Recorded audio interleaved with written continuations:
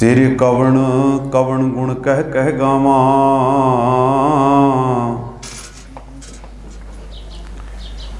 तू साहिब गुणी निधाना।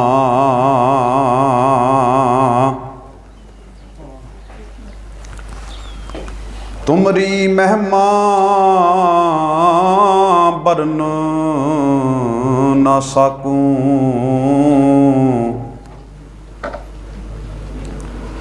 तू ठाकुर ऊच भगवाना।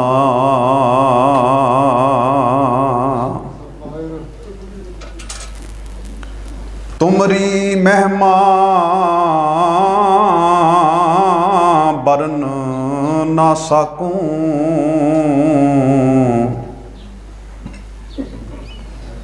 तू ठाकुर ऊच भगवाना।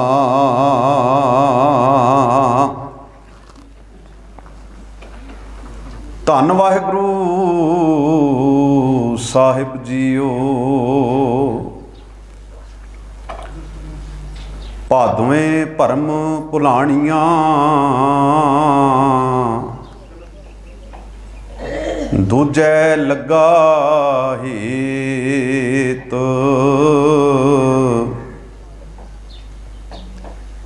लख शिंगार बनाया कारज नाही केत।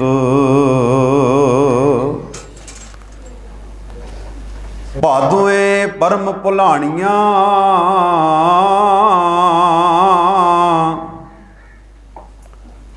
दूजै लगा हेत। लख शिंगार बनाया कारज नाही केत।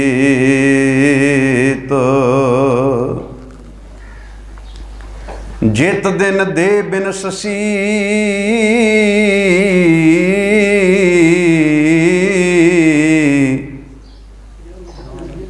तित वेलै कैसन प्रेत।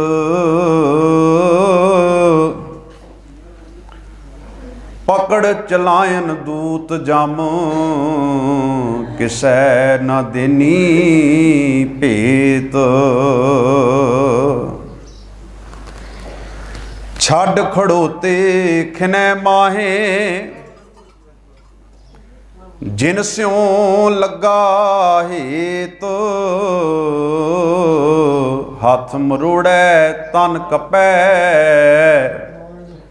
स्याहू हुआ सीत। जेहा बीजै सो लुणै, कर्मा संदड़ा खेत।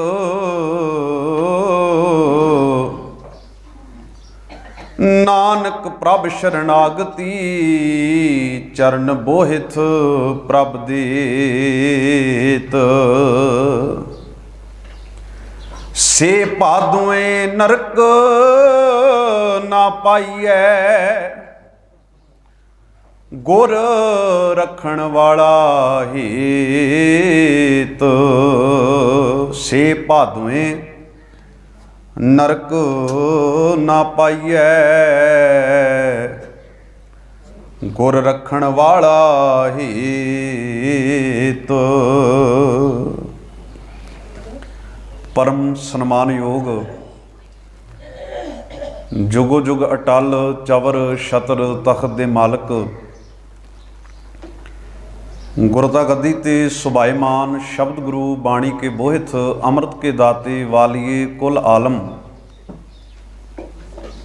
गुरु गरीब नवाज गुरु ग्रंथ साहब महाराज तिन्हां दी पावन पवित्र मुकद्दस गोद विच ਅੰਮ੍ਰਿਤ ਵੇਲੇ ਤੋਂ ਸਜੇ ਹੋਏ ਇਹਨਾਂ ਵਿਸ਼ੇਸ਼ ਦੀਵਾਨਾਂ ਦੀਆਂ ਹਾਜ਼ਰੀਆਂ ਭਰ ਰਹੇ ਸਨਮਾਨਯੋਗ ਸਤਿਕਾਰਯੋਗ ਗੁਰੂ ਪਿਆਰੇ ਗੁਰੂ ਸਵਾਰੇ ਸਤ ਸੰਗੀ ਜਨੋ, ਅਕਾਲ ਪੁਰਖ ਵਾਹਿਗੁਰੂ ਜੀ ਦੀ ਬੜੀ ਮਹਾਨ ਬਖਸ਼ਿਸ਼ ਰਹਿਮਤ ਦੇ ਸਦਕਾ ਸਤਿਗੁਰਾਂ ਦੀ ਪਾਵਨ ਗੋਦ ਵਿੱਚ ਜੁੜ ਬੈਠ ਕੇ ਆਪ ਸਭ ਰੱਬੀ ਬਾਣੀ ਦਾ ਨਿਤਨੇਮ मेरे तो पहला सत्कारयोग भाई साहब होरां पासों श्रवण कर रहे सी। ਉਪਰੰਤ ਗੁਰੂ ਚਰਨਾਂ ਵਿੱਚ ਅਰਦਾਸ ਕਰਕੇ ਪਾਵਨ ਹੁਕਮ ਅਤੇ ਭਾਦੋਂ ਮਹੀਨੇ ਦੇ ਪ੍ਰਥਾਏ ਗੁਰੂ ਅਰਜਨ ਸਾਹਿਬ ਮਹਾਰਾਜ ਦੀ ਪਾਵਨ ਬਾਣੀ 12 ਮਾਹ ਦੇ ਵਿੱਚੋਂ ਆਪ ਨੇ ਪਾਵਨ ਬਚਨ ਸ਼੍ਰਵਣ ਕੀਤਾ ਹੈ।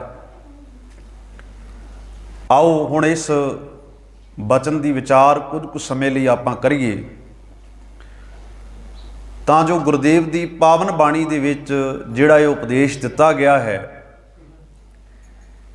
ਇਸ ਦੀ ਸਾਡੀ ਜ਼ਿੰਦਗੀ ਵਿੱਚ ਕੀ ਮਾਨਤਾ ਹੈ, ਜਾਂ ਮਹਾਰਾਜ ਭਾਦੋਂ ਦੇ ਮਹੀਨੇ ਦੀ ਉਦਾਹਰਨ ਦੇ ਕੇ ਸਾਨੂੰ ਕੀ ਸਮਝਾ ਰਹੇ ਨੇ, ਉਹਦੇ ਬਾਰੇ ਵੀ ਸਾਨੂੰ ਪਤਾ ਲੱਗ ਜਾਵੇ। ਇੱਕ ਖਿਆਲ ਕਰਿਓ, ਬਹੁਤੀ ਵਾਰ ਅਸੀਂ ਇੱਕ ਪਰੰਪਰਕ ਤੌਰ ਦੇ ਉੱਤੇ, ਇੱਕ ਟ੍ਰੈਡੀਸ਼ਨਲ ਤੌਰ ਉੱਤੇ ਮਹੀਨੇ ਬਾਅਦ ਗੁਰੂ ਘਰ ਵਿੱਚ ਆਉਂਦੇ ਹਾਂ। ਕੋਈ ਵੀ ਜਿਹੜਾ ਮਹੀਨਾ ਆਰੰਭ ਹੁੰਦਾ ਹੈ ਉਹਦਾ ਉਪਦੇਸ਼ ਸੁਣਦੇ ਹਾਂ, ਅਤੇ ਫਿਰ ਅਸੀਂ ਆਪਣੇ ਘਰ ਵਿੱਚ ਚਲੇ ਜਾਂਦੇ ਹਾਂ। ਅਤੇ ਗੁਸਤਾਖੀ ਮਾਫ, ਬਹੁਤੀ ਵਾਰ ਹੋ ਸਕਦਾ ਹੈ ਵੀ ਭਾਦੋਂ ਬੋਲ ਕੇ ਕੋਈ ਹੋਰ ਉਪਦੇਸ਼ ਵੀ ਪੜ੍ਹ ਜਾਵੇ, ਅਤੇ ਸ਼ਾਇਦ ਸਾਨੂੰ ਉਹਦੇ ਨਾਲ ਬਹੁਤਾ ਕੋਈ ਮਤਲਬ ਨਹੀਂ ਹੈ।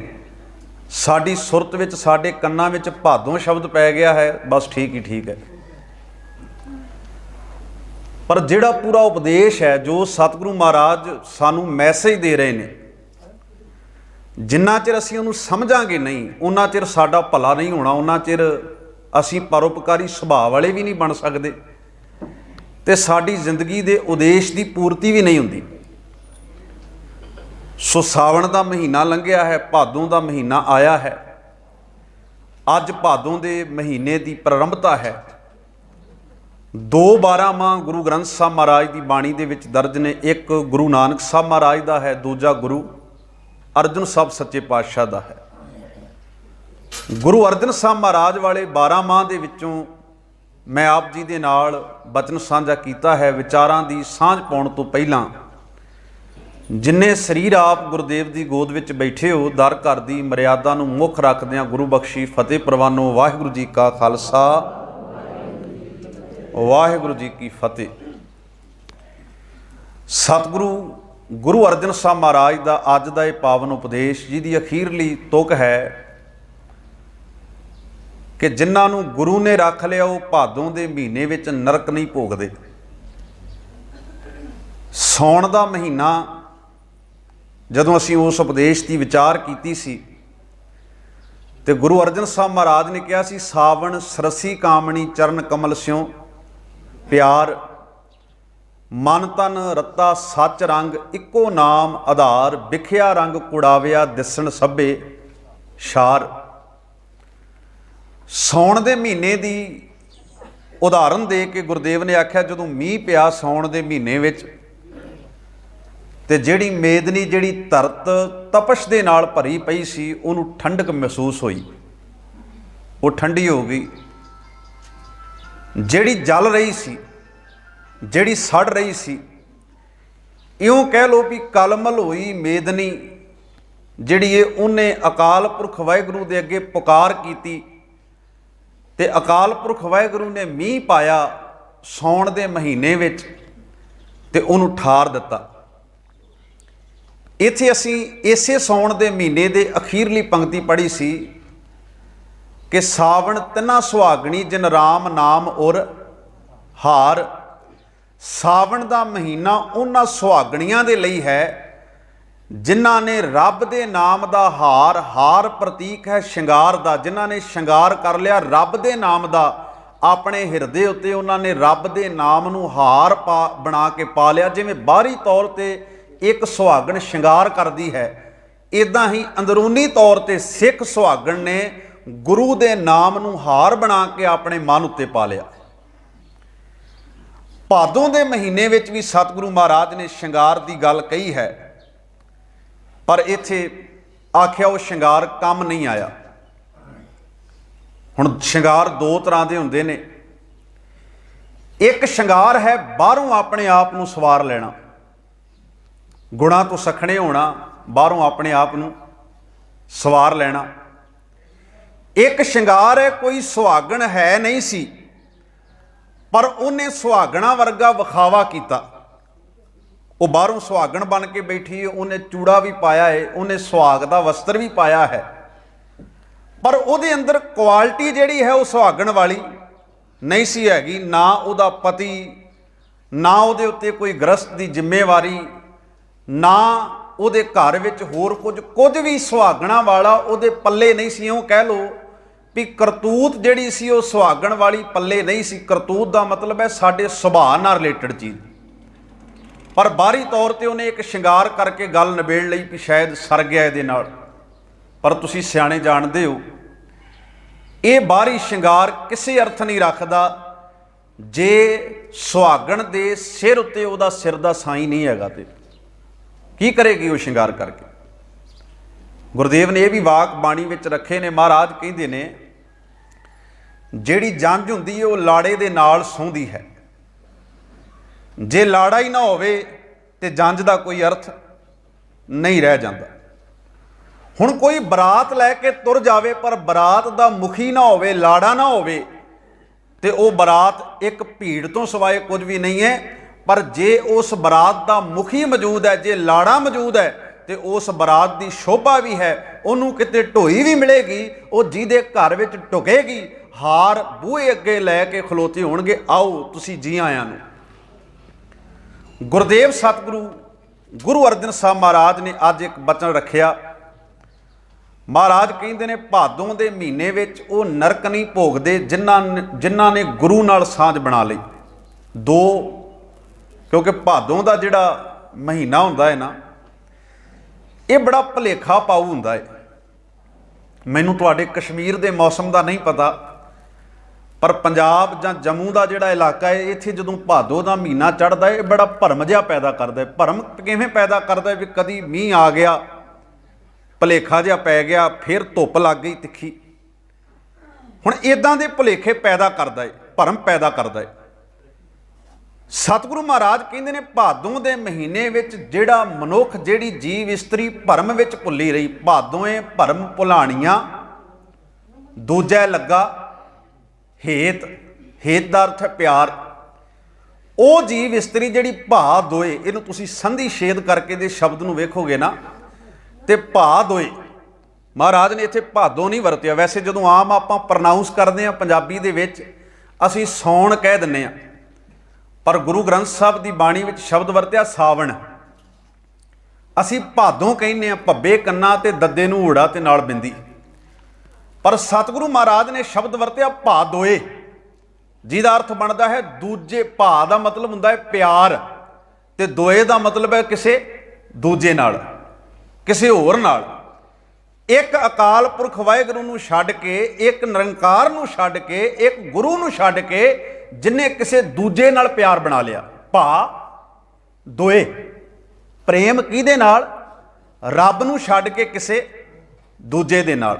ਹੁਣ ਬਹੁਤੀ ਵਾਰ ਹੁੰਦਾ ਹੈ, ਵੇਖੋ ਇਦਾਂ ਬੰਦਾ ਗੁਰੂ ਗ੍ਰੰਥ ਸਾਹਿਬ ਮਹਾਰਾਜ ਅੱਗੇ ਵੀ ਸਿਰ ਝੁਕਾ ਰਿਹਾ ਹੈ, ਪਰ ਨਾਲ ਦੀ ਨਾਲ ਪਿਆਰ ਕਿਸੇ ਦੂਜੇ ਦੇ ਨਾਲ ਵੀ ਹੈ। ਗੁੱਟਾਂ ਤੇ ਲੱਤਾਂ ਤੇ ਬੰਦਾ ਧਾਗੇ ਬੰਨੀ ਫਿਰਦਾ ਹੈ, ਦੂਜੇ ਨਾਲ ਪਿਆਰ ਹੈ ਨਾ, ਇਹਦਾ ਮਤਲਬ ਹੈ। ਕੋਈ ਪੁੱਛੇ ਜੀ ਇਹ ਕਿਉਂ, ਤੇ ਅਸੀਂ ਕਹਿੰਦੇ ਆ, ਮਤਲਬ ਮੇਰੇ ਵਰਗਾ ਪ੍ਰਚਾਰਕ ਕਹਿ ਦੇਵੇ ਜਾਂ ਭਾਈ ਕੋਈ ਕਹਿ ਦੇਵੇ, ਕੋਈ ਸਿਆਣਾ ਗੁਰਮਤ ਦਾ ਜਾਣਕਾਰ ਕਹਿ ਦੇਵੇ, ਅਜਿਹਾ ਕਿਉਂ ਹੈ ਵੀ ਤੁਸੀਂ ਗੁਰੂ ਗ੍ਰੰਥ ਸਾਹਿਬ ਦੇ ਸਿੱਖ ਹੋ, ਪਰ ਤੁਹਾਡੇ ਹੱਥਾਂ ਤੇ ਬੱਧੇ ਹੋਏ ਧਾਗੇ, ਤੁਹਾਡੀਆਂ ਲੱਤਾਂ ਤੇ ਬੱਧੇ ਹੋਏ ਧਾਗੇ, ਤੁਹਾਡੇ ਗਲਾਂ ਵਿੱਚ ਪਏ ਹੋਏ ਤਵੀਤ ਦੱਸਦੇ ਨੇ, ਇਸ ਗੱਲ ਦਾ ਪ੍ਰਗਟਾਵਾ ਕਰਦੇ ਨੇ ਕਿ ਤੁਹਾਡਾ ਇੱਕ ਨਿਰੰਕਾਰ ਉੱਤੇ ਪੂਰਨ ਰੂਪ ਵਿੱਚ ਵਿਸ਼ਵਾਸ ਨਹੀਂ ਹੈ। ਹੁਣ ਬੰਦਾ ਕਹਿੰਦਾ ਭਾਈ ਸਾਹਿਬ ਜੀ ਉਹ ਵੀ ਤੁਹਾਡੀ ਗੱਲ ਠੀਕ ਹੈ, ਗੁਰੂ ਗ੍ਰੰਥ ਸਾਹਿਬ ਨੂੰ ਵੀ ਅਸੀਂ ਮੰਨਦੇ ਹੀ ਹਾਂ, ਗੁਰੂ ਗ੍ਰੰਥ ਸਾਹਿਬ ਨੂੰ ਵੀ ਅਸੀਂ ਮੱਥਾ ਟੇਕਦੇ ਹੀ ਹਾਂ, ਗੁਰੂ ਗ੍ਰੰਥ ਸਾਹਿਬ ਦੇ ਅੱਗੇ ਵੀ ਅਸੀਂ ਸੇਵਾ ਭੇਟਾ ਰੱਖਦੇ ਹਾਂ। ਪਰ ਕਮਾਲ ਵੇਖੋ, ਸਤਿਗੁਰੂ ਮਹਾਰਾਜ ਕਹਿੰਦੇ ਨੇ ਜਿਹਦੇ ਉੱਤੇ ਪ੍ਰਤੀਤ ਨਾ ਹੋਵੇ, ਜਿਹਦੇ ਉੱਤੇ ਵਿਸ਼ਵਾਸ ਨਾ ਹੋਵੇ, ਤੇਰੀ ਭੇਟਾ ਦਾ ਵੀ ਕੀ ਅਰਥ ਰਹਿ ਜਾਂਦਾ ਫਿਰ? ਸਤਿਗੁਰ ਕੀ ਪ੍ਰਤੀਤ ਨਾ ਆਈਆ, ਪੜੋ ਬਚਨ ਜਿਨ੍ਹਾਂ ਨੂੰ ਹੁੰਦਾ, ਸ਼ਬਦ ਨਾ ਲਾਗੋ ਭਾਉ।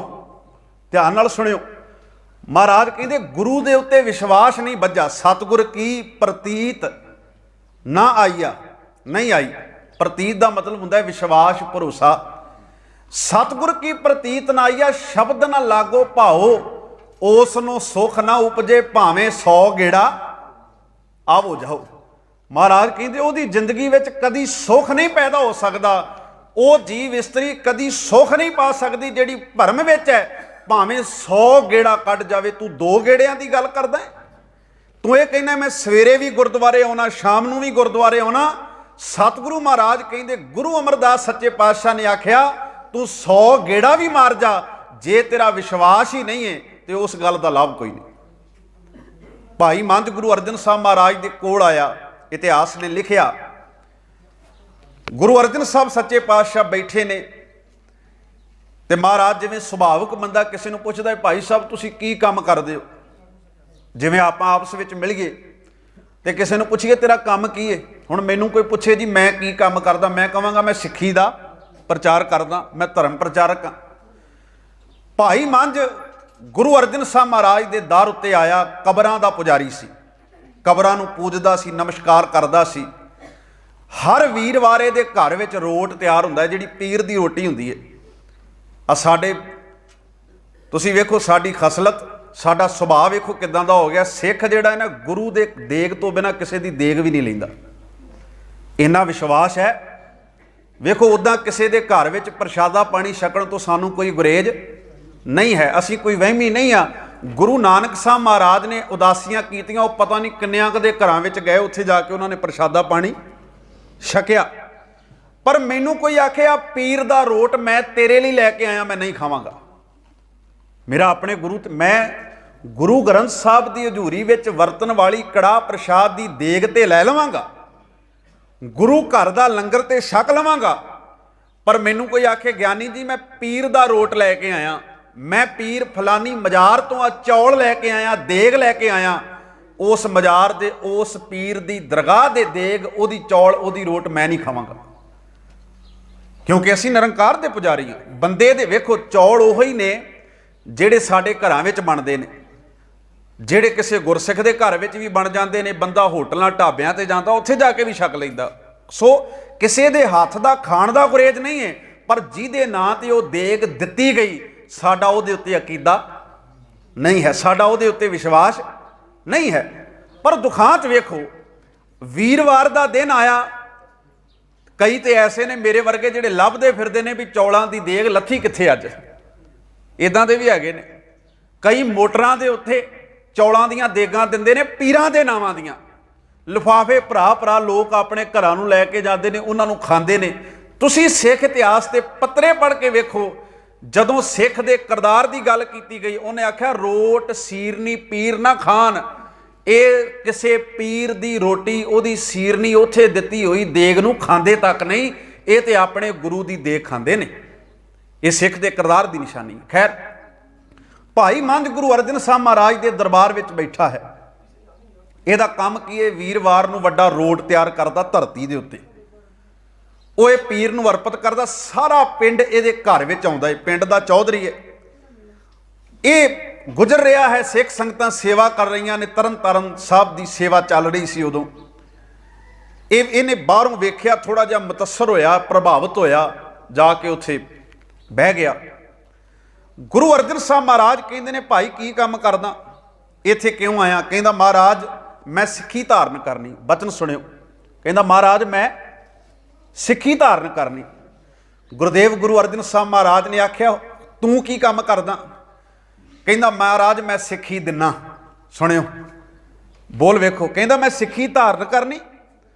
गुरु अर्जन साहब महाराज कहते ने तू की करना? कहना मैं सिੱਖੀ दिना। कमाल की गल है, सिੱਖੀ धारण करनी है तो सिੱਖੀ दिना तू। महाराज कहते तू की सिੱਖੀ दिना? कहना मैं जी फलाने पीर की सिੱਖੀ दिना, मेरा काम है धागे तवीत बन छड्डने, लोगों के गलों में पा छड्डने, वीरवार नूं रोट पकाउणा, पीर की सेवा करनी, मेरे घर में मेरी धी मेरी पत्नी ते मैं इहो ही काम करदे हां। गुरुदेव ने आख्या जे तू सिੱਖੀ दिना तो ख्याल कर सिੱਖੀ ਦੇ ਉੱਤੇ कदी सिੱਖੀ नहीं टिकदी, सिੱਖੀ ਦੇ ਉੱਤੇ सिੱਖੀ नहीं टिकनी। तू ये समझ ला कि जे ये सिੱਖੀ धारण करनी है तो तेनों वो छड्डनी पैनी, क्योंकि इत्थे गल एक निरंकार की चलनी है, इत्थे गल एक रब की चलनी है। तू चाहना है भी मैं ये भी सिੱਖੀ रख लवां ते पीर वाली भी रख लवां, ये गल्लां बननियां नहीं आ। इस करके सिੱਖੀ ते सिੱਖੀ नहीं टिकनी, पहला अपना भरम कढ, कोई पीर वड्डा नहीं, कोई फकीर वड्डा नहीं है, एक निरंकार तो वड्डा दुनिया के उत्ते कोई भी नहीं।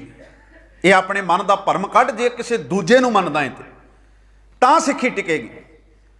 ख्याल करियो, भाई मंझ घरे गया, इन्हें सब तो पहला जाके कबर ढाई करो, घर वाली नूं नाल लिया, सारी कबर ढा दी। घर वाली दे सदक नूं प्रणाम। उन्हें एक बार नहीं पूछा भी सिर दिया साइयां, इस कबर दे सराणे बह के हर वीरवार जोतां जगाउणा सी, दीवे बालदा सी, इस कबर दे सराणे बह के लोकां नूं पुछणा दसदा सी, अज तैनूं की हो गया आण के कबर ढाउण लग पिया। ਉਹ ਵੇਖੋ ਪਰਿਵਾਰਾਂ ਵਿੱਚ ਕਿੱਡਾ ਵੱਡਾ ਇਤਫਾਕ ਹੈ, ਕਿੱਡਾ ਵੱਡਾ ਭਰੋਸਾ ਹੈ। ਘਰ ਵਾਲੇ ਨੇ ਕਿਹਾ ਲਿਆਓ ਆਪਾਂ ਢਾਉਣੀ ਏ, ਕੋਈ ਕਹੀ ਲੈ ਕੇ ਆਓ, ਕੋਈ ਸੰਦ ਲੈ ਕੇ ਆਓ ਜਿਹਦੇ ਨਾਲ ਇਹਨੂੰ ਢਾਇਆ ਜਾ ਸਕੇ। ਘਰ ਵਾਲੀ ਨੇ ਫੜ ਕੇ ਆਪ ਫੜਾ ਦਿੱਤੀ ਵੀ ਲੈ ਢਾ ਦੇ। ਉਹਨੂੰ ਪਤਾ ਸੀ ਵੀ ਮੇਰਾ ਸਿਰ ਦਾ ਸਾਈਂ ਜੋ ਕਰ ਰਿਹਾ ਹੈ ਉਹ ਠੀਕ ਕਰ ਰਿਹਾ, ਮੇਰਾ ਕੋਈ ਸਵਾਲ ਨਹੀਂ ਹੈ। ਕਿ ਸਾਡੇ ਪਰਿਵਾਰਾਂ ਵਿੱਚ ਇੰਨਾ ਵਿਸ਼ਵਾਸ ਹੋਵੇਗਾ? ਬੜੀ ਘਾਟ ਹੈ। ਹੁਣ ਫਿਰ ਗੁਰੂ ਅਰਜਨ ਸਾਹਿਬ ਮਹਾਰਾਜ ਦੇ ਕੋਲ ਗਏ, ਕਹਿਣ ਲੱਗਾ ਮਹਾਰਾਜ ਹੁਣ ਭਾਂਡਾ ਖਾਲੀਏ, ਹੁਣ ਹੋਰ ਕੋਈ ਸਿੱਖੀ ਨਹੀਂ, ਕੇਵਲ ਤੇਰੀ ਸਿੱਖੀ ਮੈਂ ਆਪਣੇ ਹਿਰਦੇ ਵਿੱਚ ਟਿਕਾਉਣੀ ਹੈ। ਇਹ ਭਾਈ ਮੰਝ ਗੁਰੂ ਦਾ ਸਿੱਖ ਬਣਿਆ ਤੇ ਜਿਹਦੇ ਬਾਰੇ ਇਤਿਹਾਸ ਨੇ ਲਿਖਿਆ, ਮੰਝ ਪਿਆਰਾ ਗੁਰੂ ਕੋ ਗੁਰ ਮੰਝ ਪਿਆਰਾ, ਮੰਝ ਗੁਰੂ ਕਾ ਬੋਇਥਾ ਜਗ ਲੰਘਣਾਰਾ। ਹੁਣ ਦੂਜੇ ਪਾਸੇ ਸਾਡਾ ਕਿਰਦਾਰ ਹੈ, ਅਸੀਂ ਕਈ ਸਿੱਖੀਆਂ ਟਿਕਾਈ ਫਿਰਦੇ ਹਾਂ। ਬੰਦਾ ਵੀਰਵਾਰ ਦੀ ਸਿੱਖੀ ਵੀ ਟਿਕਾ ਲੈਂਦਾ, ਕਿਸੇ ਦੇਵੀ ਦੇਵਤੇ ਦੀ ਸਿੱਖੀ ਵੀ ਟਿਕਾਈ ਫਿਰਦਾ। ਵੀ ਅਸੀਂ ਤੇ ਇਦਾਂ ਦੀ ਚੀਜ਼ ਬਣਾ ਦਿੱਤੀ ਜਿਵੇਂ ਮੰਜ਼ਲ ਉੱਤੇ ਮੰਜ਼ਲ ਨਹੀਂ ਖੜੀ ਹੁੰਦੀ ਜਾਂਦੀ, ਵੀ ਇੱਕ ਬਿਲਡਿੰਗ ਉੱਤੇ ਦੂਜੀ, ਫਿਰ ਤੀਜੀ, ਫਿਰ ਚੌਥੀ, ਪੰਜਵੀਂ।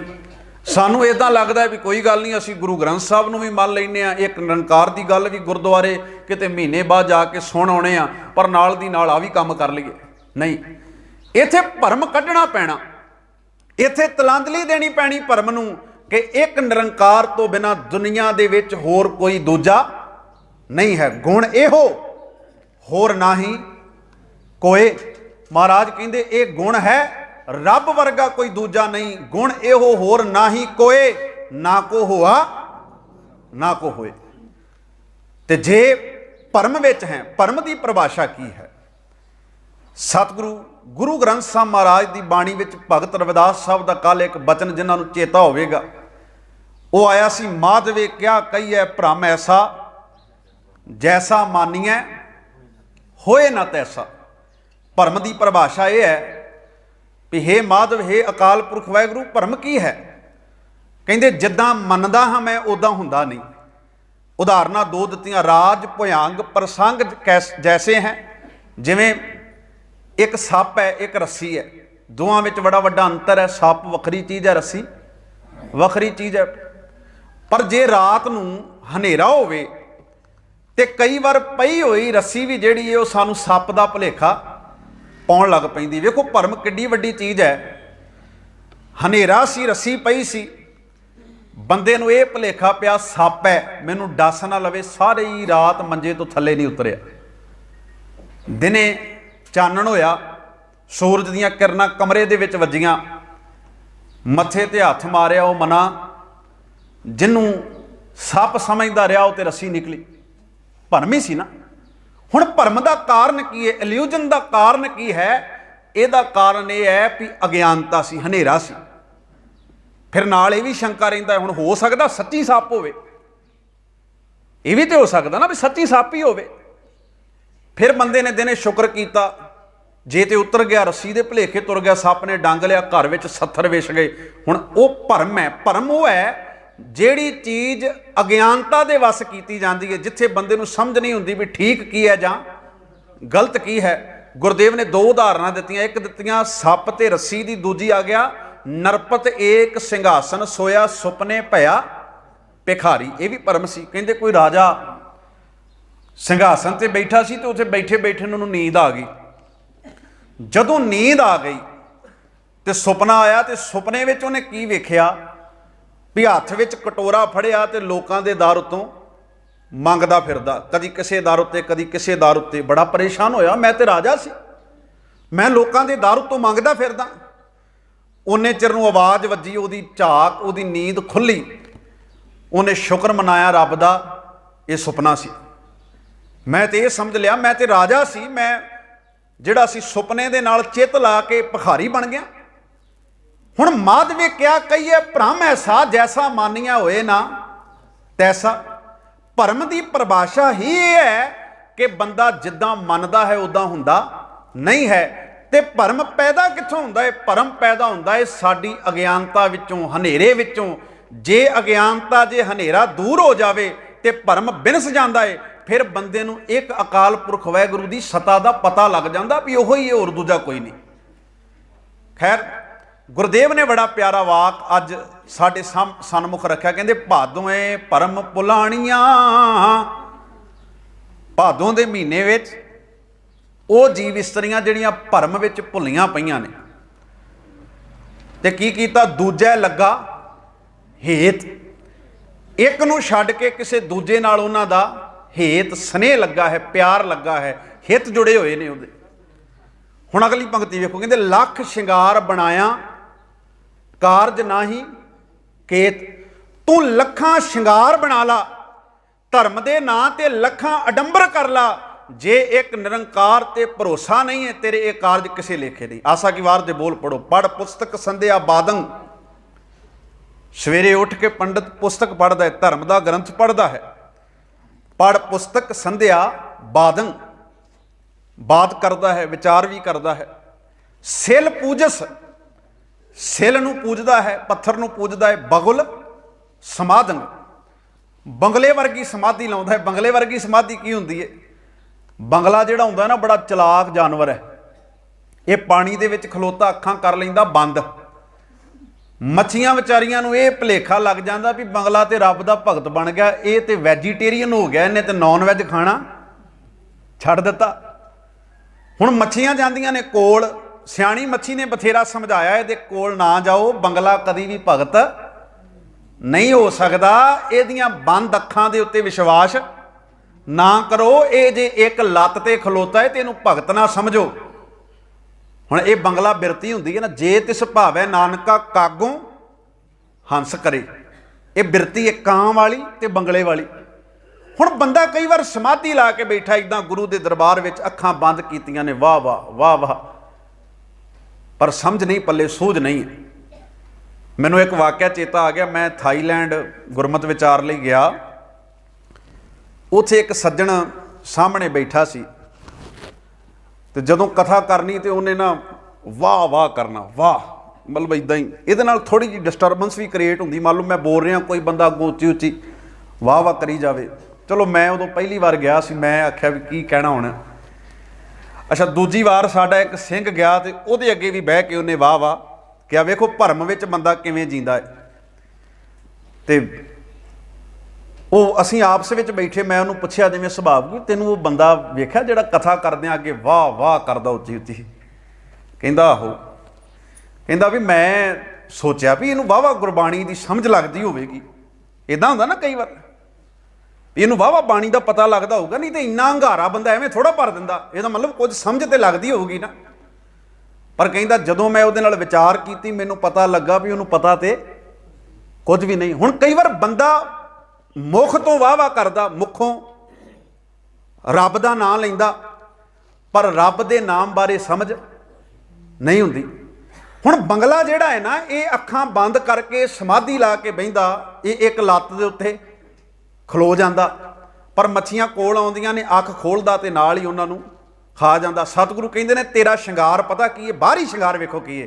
ਕਹਿੰਦੇ ਬਾਹਰੀ ਸ਼ਿੰਗਾਰ ਇੱਦਾਂ ਕੀਤਾ, ਬੰਗਲੇ ਵਰਗੀ ਸਮਾਧੀ, ਬੰਗਲੇ ਵਰਗਾ ਚੌਂਕੜਾ ਲਾ ਕੇ ਬੈਠਾ ਹੋਇਆ।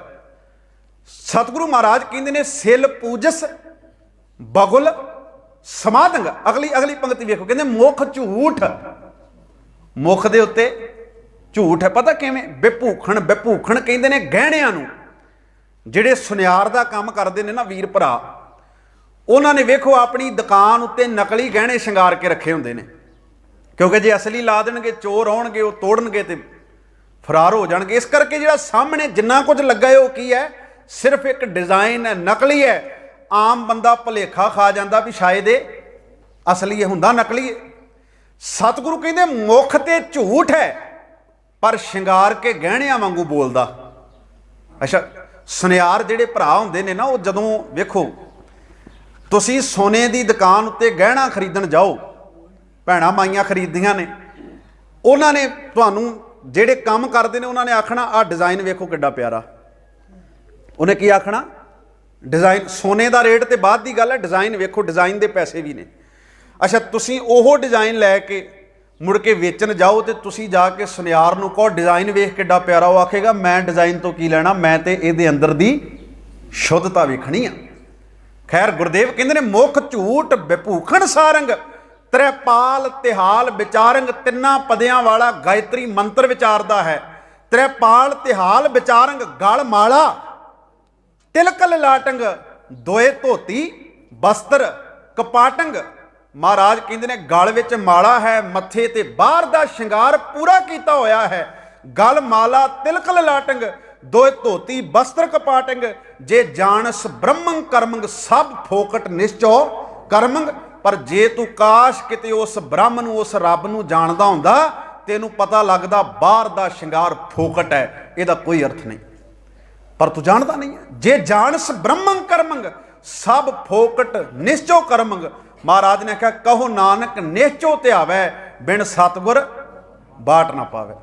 ਕਹਿੰਦੇ ਵਿਸ਼ਵਾਸ ਰੱਖ ਕੇ ਇੱਕ ਬ੍ਰਹਮ ਦੀ ਉਸਤਤ ਕਰ, ਇੱਕ ਰੱਬ ਦੀ ਉਸਤਤ ਕਰ, ਤਾਂ ਤੈਨੂੰ ਬਾਟ ਮਿਲੇਗੀ। ਗੁਰੂ ਤੋਂ ਬਿਨਾਂ ਰਸਤਾ ਨਹੀਂ ਪਤਾ ਲੱਗ ਸਕਦਾ।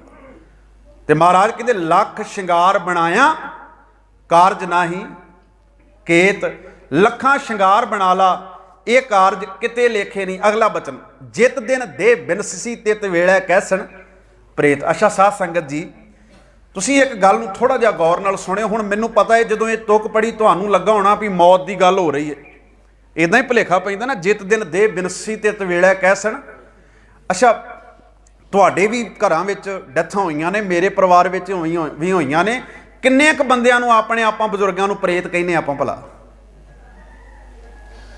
ਬਹੁਤ ਘੱਟ ਐਸੇ ਹੋਣਗੇ, ਨਹੀਂ ਤੇ ਆਪਾਂ ਜਿਹੜੇ ਚੜ੍ਹਾਈ ਕਰ ਜਾਂਦੇ ਨੇ ਆਪਾਂ ਇਹ ਥੋੜਾ ਕਹਿੰਦੇ ਪ੍ਰੇਤ ਮਰਿਆ ਪਿਆ, ਨਹੀਂ ਨਾ ਕਹਿੰਦੇ ਇਦਾਂ।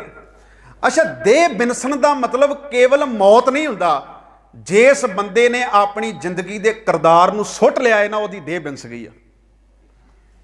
ਜਿਹੜਾ ਬੰਦਾ ਮਨੁੱਖੀ ਕਦਰਾਂ ਕੀਮਤਾਂ ਤੋਂ ਡਿੱਗ ਪਿਆ, ਉਹਦੀ ਦੇਹ ਬਿਨਸ ਗਈ। ਉਹ ਤੁਰਦੀ ਫਿਰਦੀ ਲਾਸ਼ ਹੈ। ਸੁਣਿਓ, ਉਹ ਤੁਰਦੀ ਫਿਰਦੀ ਕੀ ਹੈ? ਲਾਸ਼ ਹੈ। ਹੁਣ ਇੱਥੇ ਅਰਥ ਕਰੋ, ਜਿਤ ਦਿਨ ਦੇਹ ਬਿਨਸੀ। ਹੁਣ ਦੇਹ ਬਿਨਸੀ ਕਿਉਂ? ਕਿਉਂਕਿ ਭਾਦੋਵੇਂ ਭਰਮ ਭੁਲਾਣੀਆਂ। ਇੱਕ ਰੱਬ ਨੂੰ ਛੱਡ ਕੇ ਅਕੀਦਾ ਹੋਰ ਕਿਸੇ ਨਾਲ ਜੁੜਿਆ ਹੋਇਆ ਸੀ, ਤਾਂ ਕਰਕੇ ਦੇਹ ਬਿਨਸੀ ਹੋਈ ਹੈ। ਇਹ ਲੇਖੇ 'ਚ ਨਹੀਂ ਹੈ।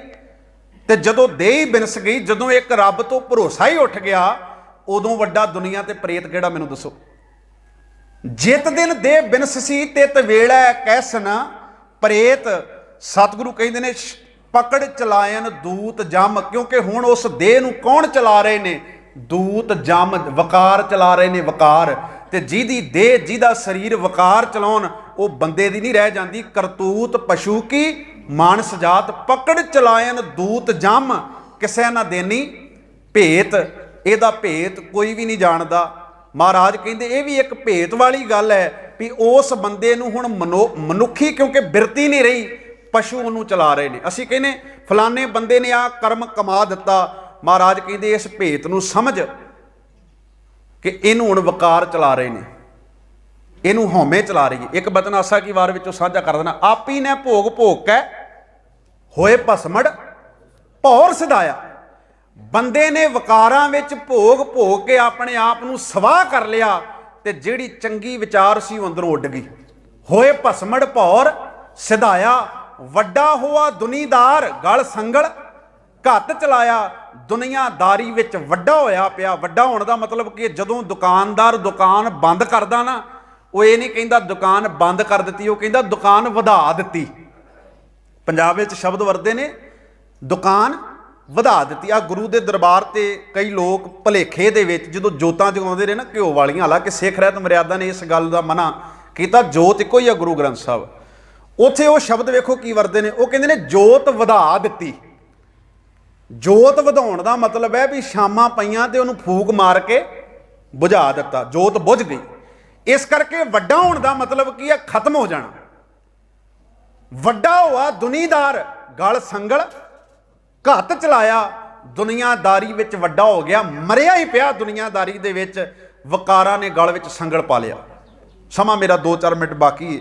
ਮਹਾਰਾਜ ਕਹਿੰਦੇ ਨੇ ਪਕੜ ਚਲਾਇਨ ਦੂਤ ਜਮ ਕਿਸੇ ਨਾ ਦੇਨੀ ਭੇਤ, ਛੱਡ ਖੜੋਤੇ ਖਿਨੇ ਮਾਹੇ ਜਿਨ ਸਿਉ ਲੱਗਾ ਹੇਤ। ਜਿਨ੍ਹਾਂ ਧੀਆਂ ਪੁੱਤਾਂ ਜਿਸ ਪਰਿਵਾਰ ਦਾ ਕਰਕੇ ਕੁਕਰਮ ਕਮਾ ਰਿਹਾ ਸੀ, ਹੁਣ ਉਹਨਾਂ ਨੇ ਵੀ ਛੱਡ ਦਿੱਤਾ, ਉਹ ਨਾਲ ਨਹੀਂ ਖਲੋਂਦੇ। ਅੱਛਾ, ਬੰਦਾ ਪਾਪ ਕਰਕੇ ਧਨ ਇਕੱਠਾ ਕਰਦਾ, ਸੁੱਖ ਕਈ ਵਾਰ ਧੀਆਂ ਪੁੱਤ ਮਾਣਦੇ ਨੇ ਤੇ ਬੰਦੇ ਨੂੰ ਆਪ ਫਾਂਸੀ ਤੱਕ ਵੀ ਹੋ ਜਾਂਦੀ। ਬੰਦਾ ਨਰਕ ਆਪ ਭੋਗ ਰਿਹਾ ਹੁੰਦਾ ਅੰਦਰੋਂ, ਤੇ ਇਹ ਉਹ ਭੋਗੇਗਾ ਜਿਹਦਾ ਇੱਕ ਰੱਬ 'ਤੇ ਵਿਸ਼ਵਾਸ ਨਹੀਂ। ਛੱਡ ਖੜੋਤੇ ਖਿਨੇ ਮੈਂ ਜਿਨ ਸਿਉ ਲੱਗਾ ਹੇਤ। ਮਹਾਰਾਜ ਕਹਿੰਦੇ ਹੱਥ ਮਰੋੜੈ। ਅੱਛਾ, ਬੰਦੇ ਨੇ ਗੁਨਾਹ ਕਮਾਇਆ ਹੋਵੇ, ਹੱਥ ਜੇ ਮਰੋੜਦਾ ਨਾ ਫਿਰ ਇਦਾਂ ਕਰਕੇ। ਅੱਛਾ, ਲਾਸ਼ ਥੋੜਾ ਹੱਥ ਮਰੋੜਦੀ ਆ, ਹੱਥ ਕੌਣ ਮਰੋੜਦਾ? ਜਿਉਂਦਾ ਬੰਦਾ। ਗੁਰਦੇਵ ਕਹਿੰਦੇ ਹੱਥ ਮਰੋੜੈ ਤਨ ਕਪੈ, ਤਨ ਕੰਬਦਾ ਪਾਪ ਕਰਕੇ, ਹੱਥ ਮਰੋੜੈ ਤਨ। ਅੱਛਾ, ਜਿਹਨੇ ਪਾਪ ਕੀਤਾ ਹੋਵੇ ਉਹਦੇ ਆਏ ਹੱਥ ਕੰਬਦੇ ਇਦਾਂ ਕਰਕੇ। ਇੱਕ ਤੇ ਬੁਢੇਪੇ ਕਰਕੇ ਕੰਬਦੇ ਨੇ, ਉਹ ਕੁਦਰਤੀ ਪ੍ਰਕਿਰਿਆ ਹੈ, ਉਹਦਾ ਵੀ ਜ਼ਿਕਰ ਵੈਸੇ ਬਾਣੀ ਨੇ ਕੀਤਾ। ਨੈਨੋ ਨੀਰ ਬਹਿ ਤਨ ਖੀਨਾ, ਹਾਲਾਂਕਿ ਇਹਦੇ ਅਰਥ ਆਪਾਂ ਕਰਾਂਗੇ, ਸਮਝਾਂਗੇ। ਅੱਖਾਂ ਚੋਂ ਵਕਾਰਾਂ ਦਾ ਪਾਣੀ ਵਹਿੰਦਾ। ਨੈਨੋ ਨੀਰ ਬਹਿ ਤਨ ਖੀਨਾ, ਕਿਵੇਂ ਖੀਨ ਹੋ ਗਿਆ? ਵਕਾਰਾਂ ਦੇ ਵਿੱਚ ਖੀਨ ਹੋ ਗਿਆ। ਨੈਨੋ ਨੀਰ ਬਹਿ ਤਨ ਖੀਨਾ, ਭਏ ਕੇਸ ਦੁਦਵਾਨੀ ਰੂਦਾ ਕੰਠ ਸ਼ਬਦ ਨਹੀਂ ਉਚਰੈ, ਅਬ ਕਿਆ ਕਰੈ ਪ੍ਰਾਨੀ। ਖੈਰ, ਸਤਿਗੁਰੂ ਕਹਿੰਦੇ ਨੇ ਹੱਥ ਮਰੋੜੈ ਤਨ ਕਪੈ, ਪਾਪੀ ਕਰਮ ਕਮਾਵਦੇ ਕਰਦੇ ਹਾਏ ਹਾਏ। ਨਾਨਕ ਜਿਉਂ ਮਥਨ ਮਧਾਣੀਆਂ ਤਿਉਂ ਮਥੇ ਧਰਮ ਰਾਏ। ਹੱਥ ਮਰੋੜੈ ਤਨ ਕਪੈ, ਸਿਆਹੂ ਹੋਆ ਸੇਤ, ਕਾਲੇ ਤੋਂ ਚਿੱਟਾ ਰੰਗ ਹੁੰਦਾ। ਹੁਣ ਗੁਨਾਹ ਕੀਤਾ ਹੋਵੇ ਬੰਦੇ ਨੇ, ਕੋਈ ਹਿਸਾਬ ਪੁੱਛੇ ਤੇ ਫਿਰ ਕੀ ਹੁੰਦਾ ਭਲਾ? ਇੱਕ ਰੰਗ ਆਉਂਦਾ ਇੱਕ ਜਾਂਦਾ, ਇੱਕ ਰੰਗ ਆਉਂਦਾ ਇੱਕ ਜਾਂਦਾ। ਠੀਕ ਹੈ ਨਾ? ਹੱਥ ਮਰੋੜੈ ਤਨ ਕਪੈ, ਕੁਕਰਮਾਂ ਦੇ ਵਿੱਚ ਹੱਥ ਮਰੋੜਦਾ, ਤਨ ਕੰਬਦਾ, ਸਿਆਹੋਂ ਹੁਆ ਸੇਤ। ਮਹਾਰਾਜ ਕਹਿੰਦੇ ਹੁਣ ਪਛਤਾਉਣ ਦਾ ਕੀ ਫਾਇਦਾ ਹੈ? ਜਿਹਾ ਬੀਜੈ ਸੋ ਲੁਣੈ ਕਰਮਾ ਸੰਦੜਾ ਖੇਤ। ਮਿੱਤਰਾ, ਜੋ ਬੀਜਿਆ ਸੀ ਹੁਣ ਵੱਢਣਾ ਪੈ ਗਿਆ। ਜਿਹਾ ਬੀਜੈ ਸੋ ਲੁਣੈ ਕਰਮਾ ਸੰਦੜਾ ਖੇਤ। ਇਸ ਕਰਕੇ ਅਰਦਾਸ ਕਰ ਗੁਰੂ ਦੇ ਚਰਨਾਂ ਵਿੱਚ, ਇਹ ਨੌਬਤ ਤੇਰੇ ਤੇ ਨਾ ਆਵੇ। ਗੁਰੂ ਉਹ ਜਹਾਜ਼ ਹੈ ਜਿਹੜਾ ਤੈਨੂੰ ਪਾਰ ਲੰਘਾਵੇਗਾ। ਨਾਨਕ ਪ੍ਰਭ ਸ਼ਰਨਾਗਤੀ ਚਰਨ ਬੋਹਿਤ ਪ੍ਰਭ ਦੇਤ। ਆਪਣੇ ਚਰਨਾਂ ਦਾ ਜਹਾਜ਼ ਉਹ ਰੱਬ ਦੇਵੇਗਾ ਤੈਨੂੰ। ਚਰਨ ਕੀ ਹੈ? ਗੁਰੂ ਦਾ ਸ਼ਬਦ, ਜਿਹਦੇ ਉੱਤੇ ਸਿੱਖ ਨੇ ਆਪਣੀ ਸੁਰਤ ਨੂੰ ਸਵਾਰ ਕਰਕੇ ਪਾਰ ਲੰਘਣਾ।